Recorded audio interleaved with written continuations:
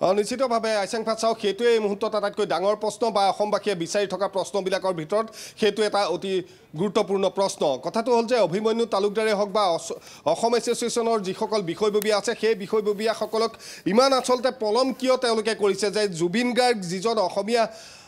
জাতিৰ আচলতে প্ৰাণৰ শিল্পী আছিল সেইজন জুবিন গাৰ্গ নোহোৱা হ'ল তেওঁলোকৰ লগত আছিল তেওঁলোকে তাত পাৰ্টি এৰেঞ্জ কৰিছিল তেওঁলোকে জুবিন গাৰ্গক লৈ গৈছিল সেই দ্বীপত গৈ তেওঁলোকে যেতিয়া জুবিন গাৰ্গে লাইফ জেকেট নোহোৱাকৈ সাঁতুৰিছিল তেওঁলোক লগত আছিল তেওঁলোকে তাত কি হৈছিল গোটেই কথাখিনি তেওঁলোকে জানে আগনিশা কি হৈছিল বা কেনেধৰণে গোটেই সেই ইয়ত যাত্ৰাৰ পৰিকল্পনা কৰিছিল গোটেই কথাখিনি তেওঁলোকে জানিছিল কিন্তু তাৰ পাছতো জুবিন গাৰ্গ নোহোৱা হোৱাৰ পাছতো তেওঁলোকে এই গোটেই বিষয়টোৰ পৰা কিয় আঁতৰি আছে কোনো ধৰণৰ তেওঁলোকৰ প্ৰেছ বিজ্ঞপ্তি নাই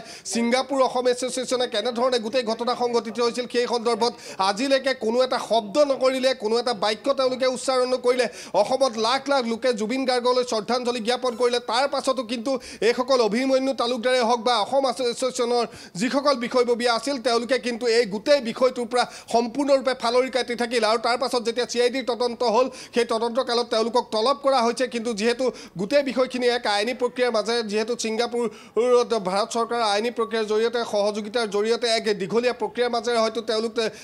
বিষয়ববীয়াসকল বা আৰক্ষীৰ বিষয়ববীয়াসকল তালৈ গৈ তেওঁলোকক আনিব লাগিব গতিকে তাৰ আগতে মুখ্যমন্ত্ৰীগৰাকীয়ে ইতিমধ্যে ৰাজহুৱা কৰিছে যে ৰাইজে তেওঁলোকক হেঁচা দিব লাগে বা তেওঁলোকৰ সেইটো নিজা দায়িত্ব যে CIDৰ আগত আহি তেওঁলোকে গোটেই কথাখিনি খুলি কওক সেইটো মুখ্যমন্ত্ৰীগৰাকীয়েও কালিৰ দিনটোত কৈছে যে ৰাইজেও তেওঁলোকক হেঁচা প্ৰয়োগ কৰিব লাগে যদি আইনী প্ৰক্ৰিয়াৰ মাজেৰে যাব লাগে তেতিয়াহ'লে এক দীঘলীয়া প্ৰক্ৰিয়া হ'ব কিন্তু কথাটো হ'ল এই আইনী প্ৰক্ৰিয়াত তেওঁলোকে সহযোগিতা নকৰাৰ আঁৰৰ আচলতে ৰহস্যটো কি আছে অনুপ আছে মোৰ সতীৰ্থ অনুপৰ সৈতেও এই গোটেই কথাখিনি আমি আলোচনা কৰিম যে আজি ইমান দিন হ'ল লাখ লাখ অসমীয়াই উজাগৰি নিশা কটাইছে তাৰ পাছতো এই অভিমন্যু তালুকদাৰ হওক বা অসম এছ'চিয়েশ্যনৰ যিসকল বিষয়ববীয়া আছে আজিলৈকে তেওঁলোকৰ মুখৰ পৰা এটা শব্দও নাই তেওঁলোক কেতিয়া আহিব কি কৰিব একো কথা তেওঁলোকৰ নাই নিশ্চয়কৈ মই প্ৰথমতে চিনাকি কৰাই দিব বিচাৰিছোঁ এছ'চিয়েশ্যনৰ কোনগৰাকী কি ধৰণৰ সদস্য বা কি ধৰণৰ তেওঁলোক দপ্তৰত আছে যে যিগৰাকী অভিমন্যু তালুকদাৰ তেওঁ হৈছে প্ৰেছিডেণ্ট আসাম যি ছিংগাপুৰ আসাম এছ'চিয়েশ্যনৰ তেওঁ হৈছে প্ৰেছিডেণ্ট ঐত্ৰেয়ী বৰঠাকুৰ আৰু দিগন্ত কুমাৰ দাস হৈছে ভাইচ প্ৰেছিডেণ্ট তেনেধৰণে দেৱজ্যোতি দাস হৈছে দেৱজ্যোতি হাজৰিকা হৈছে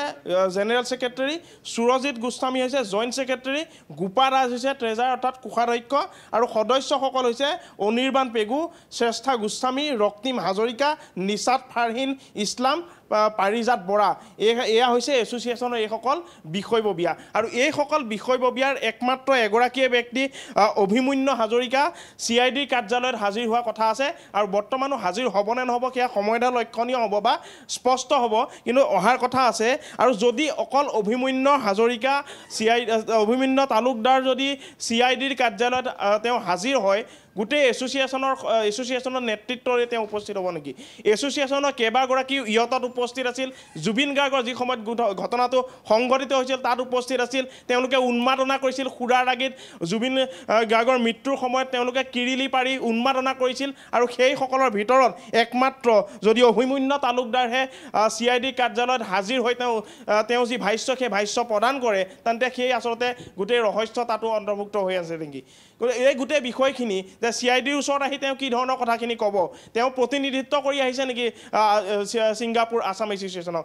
গোটেই বিষয়খিনি যে আসাম এছ'চিয়েশ্যনৰ যেতিয়া ঘটনাটো সংঘটিত হৈছিল ছিংগাপুৰ আসাম এছ'চিয়েশ্যনে এখন বিবৃতিয়ে হওক বা কিবা তেওঁলোকৰ এখন নটিচ জাৰি কৰিছিল সেই ধৰণত উল্লেখ কৰিছিল যে প্ৰথমে তদন্ত তাৰ পাছতহে মন্তব্য অৰ্থাৎ কোনো ধৰণৰ মেম্বাৰ বা কোনো ধৰণৰ বিষয়াই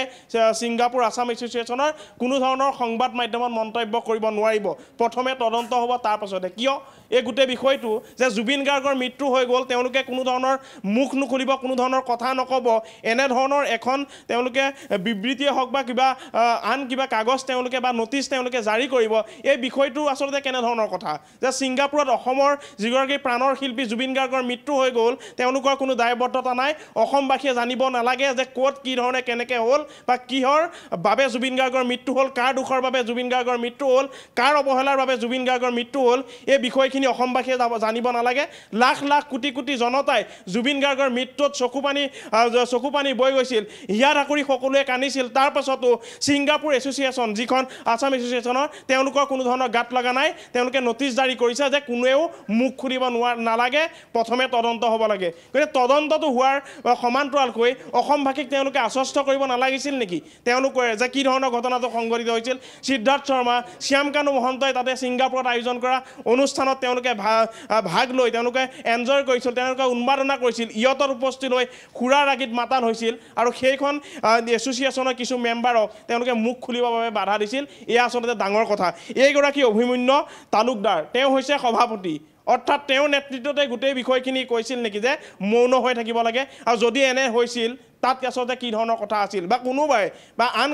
কোনো ব্যক্তিয়ে অৰ্থাৎ শ্যামকানু মহন্ত সিদ্ধাৰ্থ শৰ্মা বা আন কোনো ব্যক্তিয়ে তেওঁলোকক এই কথাখিনি কৈছিল নেকি যে কোনো ধৰণৰ এই বিষয়ত কথা ক'ব নালাগে কিয়নো যিখন ইয়তত উপস্থিত আছিল সিদ্ধাৰ্থ শৰ্মা উপস্থিত আছিল সেই সিদ্ধাৰ্থ শৰ্মাই কোনো ধৰণৰ মন্তব্য কৰিব কাকো মানা কৰিছিল অৰ্থাৎ বাধা দিছিল অৰ্থাৎ এইগৰাকী অভিমন্যু তালুকদাৰ যিহেতু তাতে উপস্থিত আছিল তেওঁ সভাপতি ছিংগাপুৰ আছাম এছ'চিয়েশ্যনৰ সভাপতি আৰু তেওঁকো এনেধৰণৰ কথা কৈছিল নেকি যাৰ বাবে তেওঁ নটিচ জাৰি কৰিছিল বা এখন